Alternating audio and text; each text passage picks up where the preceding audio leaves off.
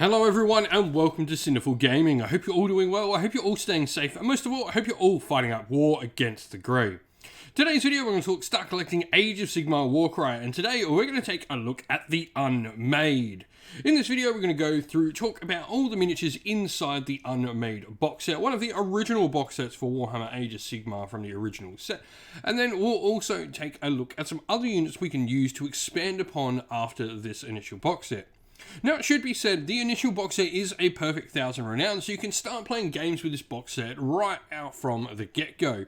The reason we're going to show some other models is to give you a bit of an idea on how you can sort of evolve and adapt your warband to play and use some different formations. Now, we're then going to finish off the video with a little sample warband, putting everything we talk about into practice to show you an alternate warband with some of the models we've suggested in the video as some inspiration for making your own alternate warband for the Unmade. And so, to begin with, the Unmade, we get their champion model, the Blissful one. This is the giant one on the stilts there, the creepy looking thing in the center of the picture. Now, the Blissful one is pretty standard in 20 wounds, toughness 4, which is pretty much the average for most Warcry Warbands leaders. It does have 5 attacks at strength 4, but 2/6 on the damage. Generally, that's a pretty high crit value there on the damage for a Warcry Warbands leader. Now it has its own ability called Vessel of Torment, where it can use this ability if it's taken down an enemy fighter, and they get to make a bonus move action, and then they can make a bonus attack action. Pretty cool stuff. We then have the Joyous one. This is another one of the various models. This is the one leaping off the pillar or rock, whatever you want to call it. Now, the Joyous one is sort of your second in command, your second best fighter in the warband. Now, you've got 4 attacks at strength 4 with 2/4 in the damage, 15 wounds, and toughness 4 on this model. Now, you've also got some other cool abilities for this model as well. It can use its Flailing Frenzy for a triple, which will allow you to roll a dust for each visible enemy fighter within 3 inch. On a 3 to 4, you allocate a damage point to them. On a 5+, though, you allocate a number of damage points equal to the value of the ability. We then get 3 Ascended ones. These are sort of your lesser of 2 grunts. They do have a defense of 4 and 10 wounds, 4 attacks at strength 4, 2/4 on the damage as well. And they've got their own ability called the Chain Garrote, where you can pick a visible enemy fighter within 5 inch, and you can start allocating some damage points. So sort of a one model targeting version of the Flailing Frenzy from our Joyous one.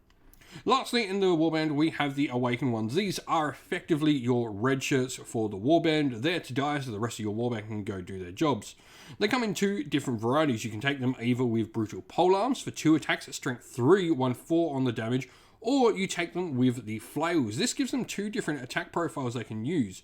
From a 3 inch range, 3 attack strength 3, 1/2 damage weapon, or a 1 inch range, 3 attack strength 3, 1/3 damage weapon. Regardless of what you go with, you're going to be defense of 3 and have 10 wounds on your Awakened ones. For me, I really do like the Flails in this. I think they give you a lot of versatility. You're generally not the toughest on your little grunts, so this allows you to stay at like a nice distance away from your opponent, but also be able to get some hits still with those Flails. Now, looking where to go next. Obviously, grabbing a second box of the warband is a fantastic way to go next for any of the Warcry warbands, really. This could allow you to run certain warbands, even get a second hero, so run a second Blissful one, get additional Joyous one, or Ascended one miniatures. Generally, this is going to allow you as well to get, the amount of Flails I probably like to play with. Like I said, I like 3 Flails, or running all Flails on my Awakened ones. But you've also got some other options to consider. Now, something for me to consider is you generally lack a bit of high strength damage with the Unmade. So, I like to think of adding some monsters that are going to add that damage to the warband. And the first of these is the Foamary Crusher. Now, he's going to do a couple of things. First of all, he's got 3 attacks at strength 6, 4, 8 on his damage. So he's definitely adding that high strength into the force. But he also has some abilities that allow you to attack at range, like his Hell Masonry, where he can do some damage at an 8 inch range, which is really nice. You generally don't have a lot of range with the Unmade. Now, alongside the Foamary Crusher, we have the new Centaurian Marshal. That's right, it's Centaurian, not Centurion. Now, the Centaurian Marshal has 2 different weapon profiles. He's got a 3 inch range weapon with 3 attacks at strength 6 to 5 on the damage, but also a 1 inch range weapon with 3 attacks at strength 5 through 6 on the damage. Now, he's got his own unique abilities as well, like Trampling Charge, where he can do some damage to an enemy fighter when he finishes a move. He can have his Marshal's Net, which is really cool, stops an enemy being able to make move or disengage actions, and his Skewer, Drag, and Bludgeon ability for a quad allows him to make a bonus attack with his spear. In addition, if the bonus attack scores any critical hits, the target fighter moves 3 inches directly towards this fighter as if they were jumping, even if they're within 1 inch of enemy fighters. If the target fighter finishes the move within 1 inch, they again get to make a move with his club and get to attack with the club. This is pretty cool because it actually can cause full damage with this as well, which is really fun. Now we then have, lastly, the Ogroid Myrmidon. He adds a couple of things. First of all, he does add strength 5, so he's not quite as strong as, say, the Fomeroid Crusher or the Centaurian Marshal with their nice strength 6 attacks, but he does have a defense of 6 as well, and 30 wounds. He's got some pretty solid toughness there.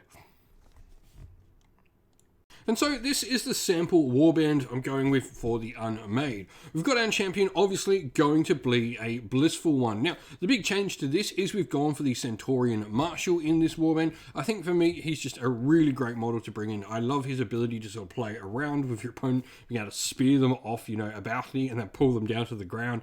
It's so much fun. He's also got the ability with his net to stop your opponent being able to move and disengage. This can be really good at protecting, say, your weaker fighters in the warband. Now, you do have a Joyous one and Ascended one in there as well, but 3 Awakened ones, all with flails. As mentioned, I just like the flails utility more. Generally, they're not going to want to be getting into too much close quarters fighting. They want to be grabbing the treasure, grabbing the objectives on the table for you in your games of Warcry. Now this is 995 renown out of 1,000. We've got 130 wins, which is smack bang in the middle of that average 120 to 140 range. And 7 activations is just under the average of about 8 to 11, 12-ish activations. So we are slightly light there, but a lot of points going into the Centaurian Marshal and even into the Blissful one, who is a pretty expensive warband leader. If you've been playing with the Unmade in Warcry, let us know how you've been going and how you've been putting your Unmade warband together. I'd love to hear from everyone and see how you've been going with the Unmade in Warcry. They're certainly one of the most interesting looking warbands on the table. They've got, that real unique aesthetic that's just so creepy. So love to hear from everyone. Let us know how you've been going, and especially if you've used the Centaurian Marshal, let us know how he's been going as well. And so that is the end of the video. We hope you all enjoyed it. If you did, please don't forget to leave a like and subscribe to the channel. If you haven't already, come and join our Discord and join in the conversation there. We chat all things wargaming and other things besides as well. If you'd like to do that, you can come join via the descriptions link to the server.